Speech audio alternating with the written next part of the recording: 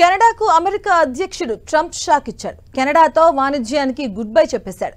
ఆ దేశంతో అన్ని చర్చలకు అమెరికా రద్దు చేస్తున్నట్లుగా ప్రకటించిన ట్రంప్ ఇది వెంటనే అమల్లోకి వస్తుందన్నారు. వ్యాపారం చేయడానికి కెనడా చాలా కష్టమైన దేశమని అభివర్ణిస్తూ ఆయన ట్వీట్ చేశారు. కెనడా ప్రభుత్వం ప్రకటించిన డిజిటల్ సర్వీసెస్ ట్యాక్స్ పై ఆయన మండిపడ్డారు. ఇది అమెరికా దాని వ్యాపారాలపై స్పష్టమైన దాడి అని విమర్శించారు.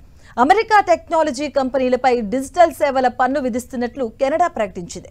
ఇది అమెరికాపై ప్రత్యక్ష స్పష్టమైన దాడి చేయడమేనని ట్రంప్ తన ట్రూత్ సోషల్ మీడియా ఖాతాలో వెల్లడించారు.